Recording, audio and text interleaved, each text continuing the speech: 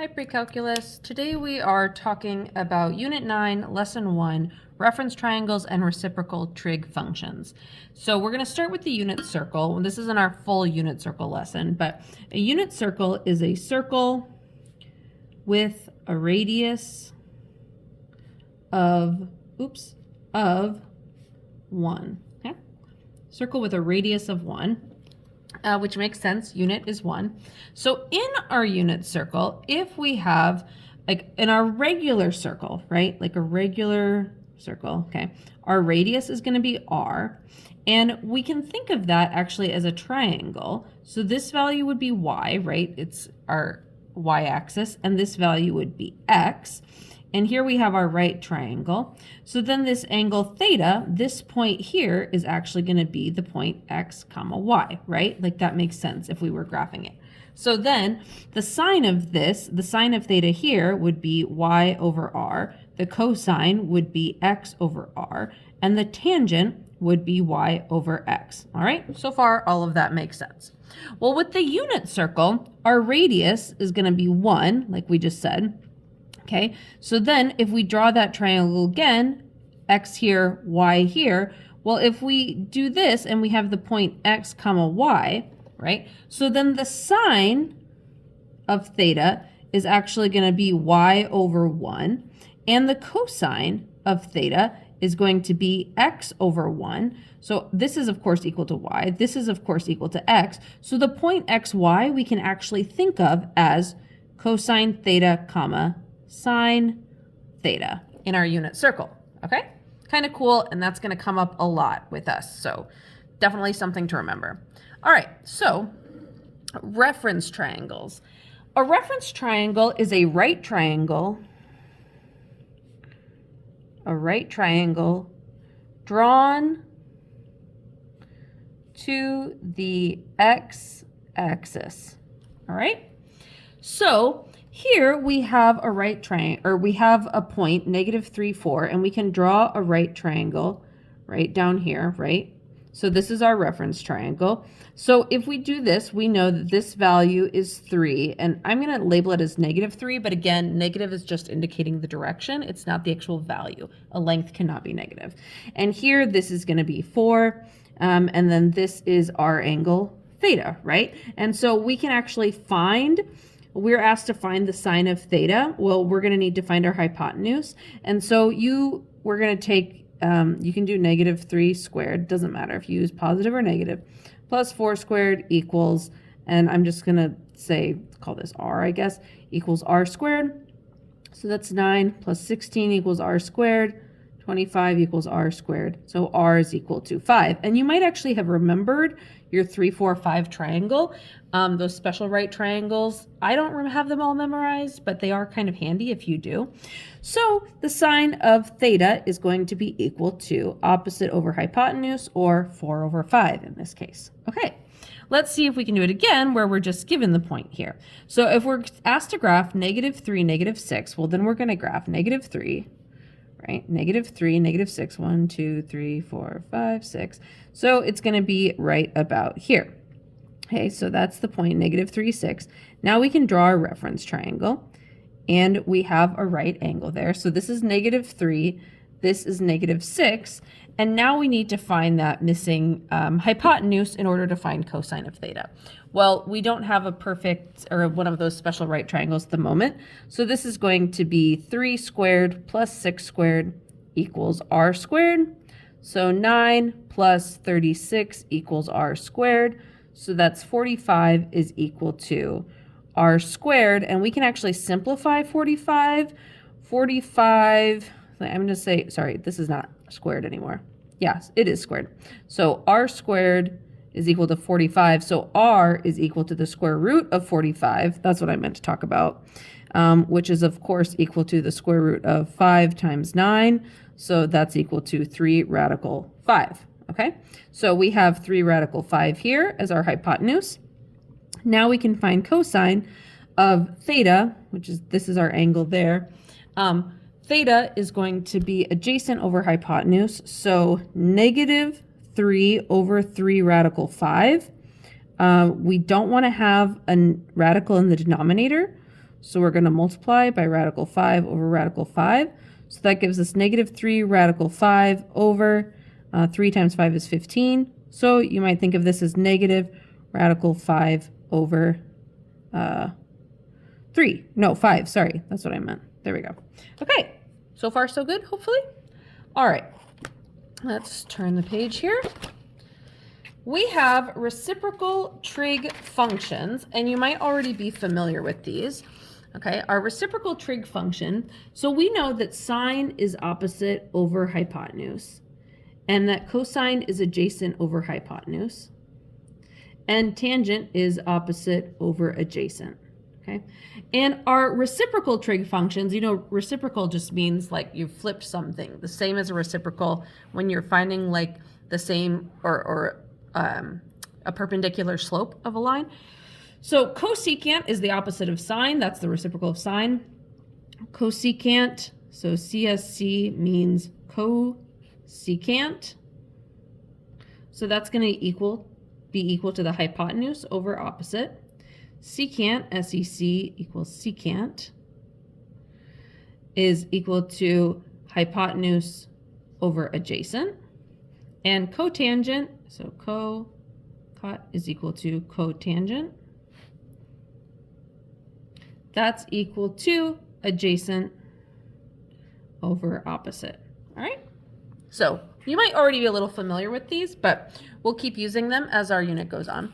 So here we're given a triangle, and we're asked to find the sine, cosine, tangent, cosecant, secant, and cotangent. So here's our angle theta. Sine is going to be 5 over 13. Cosine is going to be 12 over 13. And tangent is going to be 5 over 12. And then this is really simple. All we have to do is flip them around to find those reciprocal trig functions. So the cosecant is just going to be 13 over 5. Secant is 13 over 12.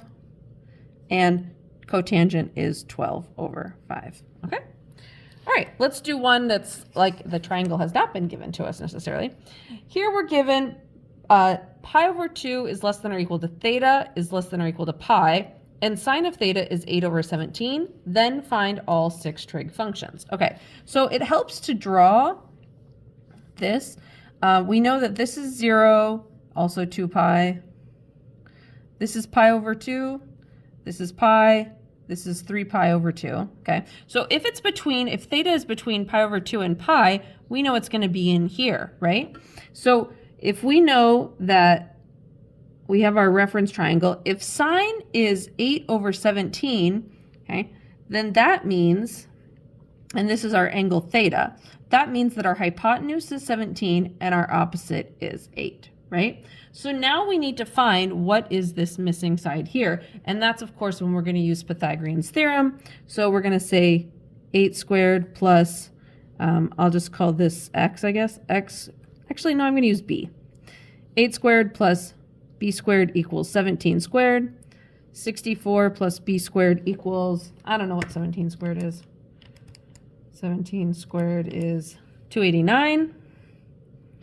And 289 minus 64, we get b squared is 225. And so b is equal to the square root of 225, which is 15. Okay, so this is a negative 15 here. And notice I have to use the direction. That's important. Again, it's not a measure, it's just the direction. So we've got our sine. So our cosine is going to be a negative 15 over 17. Tangent is going to be 8 over 17. Or no, sorry, what did I say? 8 over negative 15, excuse me. Negative 15, right? And then our cosecant, we just flip these around, 17 over 8. Secant, 17 over negative 15. And cotangent, negative 15 over 8. Okay, good. So let's look here at positive and negative quadrants, and then we'll finish up for the day. So what quadrants can theta lie in if sine of theta is greater than 0 and cosine of theta is less than 0?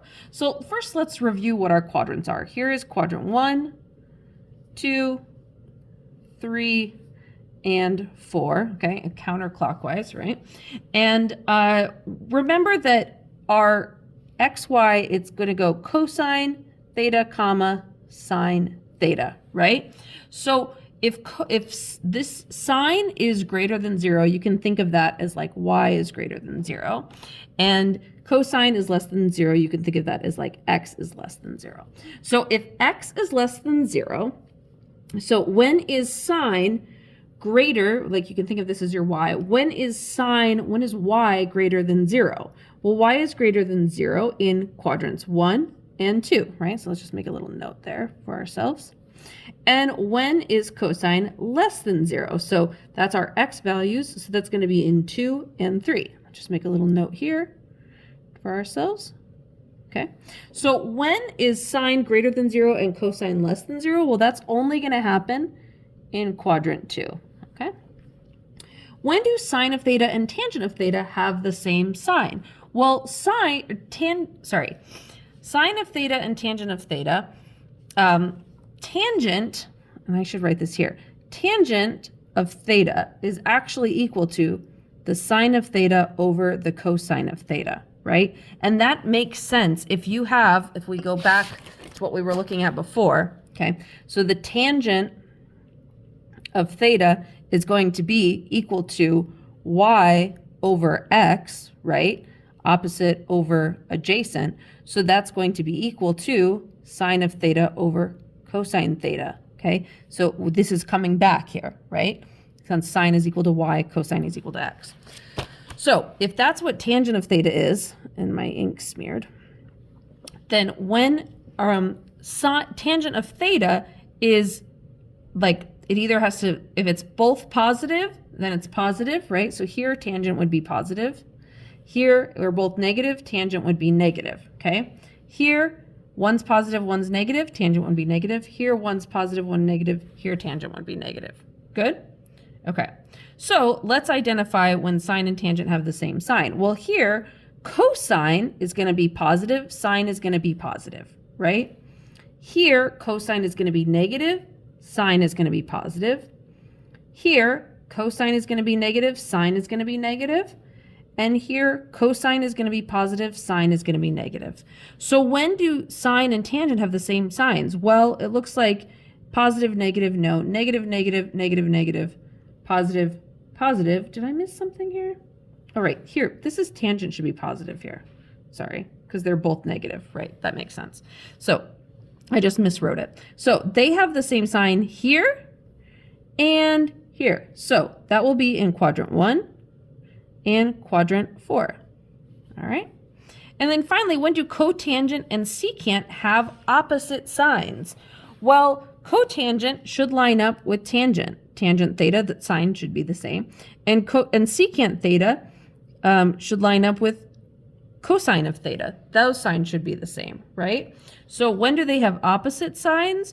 Well, tangent of theta and cosine of theta are opposite here in quadrant 3, right? We have a positive and a negative, okay? Here they're both negative, positive, positive. Here we have a positive, negative. So it's in quadrants 3 and 4. Okay, just a little kind of thought experiment for us, but helps us thinking about the unit circle and how it functions and getting used to all of that. So bring any questions you have to class, and I will see you then. Bye.